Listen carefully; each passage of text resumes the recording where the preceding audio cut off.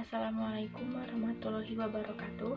Kami dari kelompok 12 Pendidikan Agama Islam kelas C jurusan akuntansi. Kami akan menyampaikan materi bab 12 tentang Islam dan kebangsaan. Assalamualaikum warahmatullahi wabarakatuh. Pada kesempatan kali ini saya akan memaparkan empat kelompok yang akan presentasi. Yang pertama ada Sandariska dengan NPM 203403129. Yang kedua Raihan Geja Albaid dengan NPM 203403146. Materi yang pertama yaitu cinta tanah air. Setiap warga negara Indonesia yang beragama Islam harus mencintai tanah air sebagai ruang hidup dalam menjalankan kehidupannya, yang selalu mendapat ancaman baik dari dalam maupun luar negeri. Manifestasi cinta tanah air antara lain mewujudkan menjaga lingkungan hidup, mengenal wilayah tanah air, dan mencintai produk dalam negeri agar tumbuh rasa nasionalisme, sehingga kesadaran bertanah air satu, tanah air Indonesia, menjadi semangat bersama bagi semua warga negara Indonesia. Rasa kebangsaan tidak dapat dinyatakan adanya tanpa dibuktikan oleh patriotisme dan cinta tanah air. Cinta tanah air tidak bertentangan dengan prinsip-prinsip agama Islam. Bahkan Al-Quran dan praktik sunnah Nabi Muhammad SAW sangat jelas memerintahkan hal ini. Cinta Nabi Muhammad SAW kepada tanah tumpah darahnya tampak ketika meninggalkan kota Mekah dan berhijrah ke Madinah. Bahkan Rasulullah SAW mengatakan bahwa orang yang gugur karena membela keluarga, mempertahankan harga dan negara sendiri dinilai sebagai syahid, sebagaimana yang gugur membela ajaran agama. Bahkan Al-Quran menggandengkan pembelaan agama dengan pembelaan negara. Secara operasional, cinta tanah air dalam konsep Islam tertuang dalam hubbul watan minal iman, yaitu cinta tanah air sebagian daripada iman. Dalam tataran praktik di Indonesia adalah dengan menanamkan nilai-nilai nasionalisme. Adapun nilai-nilai nasionalisme yang harus ditumbuhkan dalam setiap individu warga negara Indonesia yaitu sebagai berikut. Yang pertama, nilai rela berkorban. Nilai berkorban merupakan aturan jiwa atau semangat bangsa Indonesia dalam menghadapi tantangan baik dari dalam maupun dari luar. Yang kedua, nilai persatuan dan kesatuan. Nilai ini mencangkup pengertian disatukannya beraneka corak yang bermacam-macam menjadi suatu kebetulan. Bermacam-macam agama, suku bangsa, dan bahasa yang dipergunakan mudah memberi kesempatan timbulnya kekerasan. Yang ketiga, nilai saling menghargai. Sebagai bangsa yang berbudaya, bangsa Indonesia sejak lama telah menjalin hubungan dengan bangsa lain atas dasar semangat harga menghargai. Yang keempat, nilai kerjasama. Nilai kerjasama ini merupakan aktivitas Indonesia dalam kehidupan sehari-hari, suka bekerja sama atas dasar semangat kekeluargaan. Yang kelima, nilai bangga menjadi bangsa Indonesia. Nilai ini sangat diperlukan dalam melestarikan negara Republik Indonesia. Perasaan bangsa ini harus tumbuh secara wajar dan jangan dipaksakan. Sejarah perjuangan sangat menunjukkan bangsa Indonesia pernah menjadi bangsa yang jaya dan tinggi. Bela negara dalam Islam. Pada tanggal 23 Oktober 1945, Kiai Haji Hashim Asy'ari atas nama pengurus besar Nahdlatul Ulama mendeklarasikan seruan jihad fisabilillah yang kemudian dikenal dengan resolusi jihad. Ada 3 poin penting dalam resolusi jihad, yaitu yang pertama, setiap muslim baik itu tua, muda, dan miskin sekalipun wajib memerangi orang kafir yang merintangi kemerdekaan Indonesia. Yang kedua, pejuang yang mati dalam perang kemerdekaan layak disebut syuhada. Yang ketiga, warga Indonesia yang memihak penjajah dianggap sebagai pemecah belah persatuan nasional, maka harus dihukum mati. Ini sebuah keikhlasan para ulama, santri, dan para pelajar dalam memperjuangkan negara kesatuan Republik Indonesia. Sehingga sampai saat ini kita rasakan.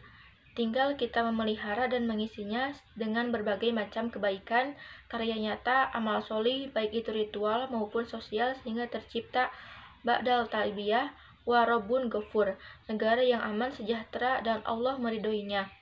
Pendidikan bela negara merupakan salah satu ikhtiar dan amal usaha dalam mempertahankan negara dari berbagai ancaman, tantangan, dan gangguan terhadap bangsa dan negara Indonesia.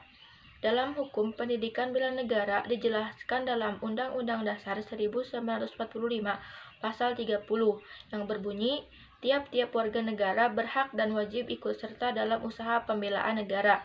Dan syarat-syarat tentang pembelaan diatur dengan undang-undang termasuk dalam amandemen Undang-Undang Dasar 1945 pasal 30 dan pasal 27 ayat 3. Bela negara dalam pandangan Islam. Bela artinya suatu tindakan menolong, membantu, menjaga, dan memperbaiki.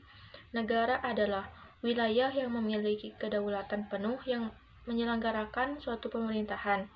Suatu negara merupakan wilayah yang terdiri dari provinsi, kota, kabupaten, kelurahan, dan desa. Dengan demikian, bela negara adalah suatu tindakan menolong, membantu, menjaga, memperbaiki suatu wilayah dari berbagai permasalahan yang mengancam wilayah tersebut. Landasan dalil dalam hal bela negara. Yang pertama, Al-Quran Surat Al-Baqarah ayat 149. Yang kedua, ada Surat Al-Ma'idah ayat 2. Yang ketiga, Surat An-Nisa ayat 59. Yang keempat, Surat An-Nisa ayat 71. Yang kelima, hadis riwayat Bukhari. Yang kelima, hadis riwayat Abu Dawud. Dan yang selanjutnya ada pendekatan maqsid al-syarihah. Salah satu konsep penting dalam fundamental yang menjadi pokok bahasan hukum Islam adalah sebagai konsep maqsid at-tashri' atau maqsid al-syariah, yang menegaskan bahwa hukum Islam disyariatkan untuk mewujudkan dan memelihara maslahat umat manusia.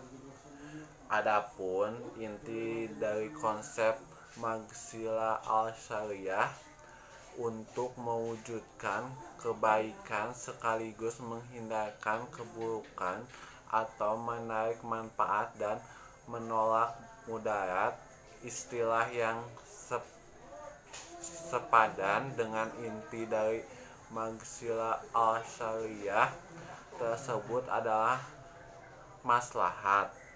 Karena penetapan hukum dalam Islam harus bermuatan kepada maslahat. Pembahasan tentang maghsila al-syariah secara khusus, sistematis dan jelas dilakukan oleh Al-Shatibi dan kitabnya Al-Muwafaqat. Yang selanjutnya ada kegiatan bela negara bagi mahasiswa. Kegiatan bela negara dapat dilakukan oleh setiap orang, begitu pula bagi seorang mahasiswa. Bela negara tidak harus dalam wujud perang, tetapi bagi seorang mahasiswa bisa diwujudkan dengan cara lain seperti 1. Membina diri menjadi pribadi yang berakhlak mulia dengan mengikuti kegiatan-kegiatan yang bermanfaat, senantiasa melaksanakan amanah dari kedua orang tua. Yang ketiga, ikut serta dalam menjaga keamanan lingkungan rumah, kampus, dan masyarakat. Yang keempat, ikut serta membantu korban bencana di dalam negeri, misalnya mengumpulkan sumbangan. Yang kelima, belajar dengan tekun semua bidang kajian yang dapat dimanfaatkan untuk memakmurkan bangsa dan negara. Yang terakhir, mengikuti kegiatan ekstrakurikuler, kesempatan seperti bela diri, pramuka, resisme, mahwaman, dan lain-lain. Yang terakhir ada ancaman dan gangguan pertahanan dan keamanan negara. Yang pertama adalah kenakalan remaja. Yang kedua, aksi kekerasan yang berbau sara, pelanggaran wilayah, baik itu di darat, laut, udara, dan luar angkasa, gerakan separatis, pemisah diri dengan tujuan membuat negara baru, mengubah ideologi selain ideologi bangsa Indonesia seperti komunisme dan khilafah. pengrusakan lingkungan, memiliki pemahaman dan atau terlibat dalam aktivitas yang mengidentifikasikan sikap intoleran, eksklusif, radikalisme, dan terorisme.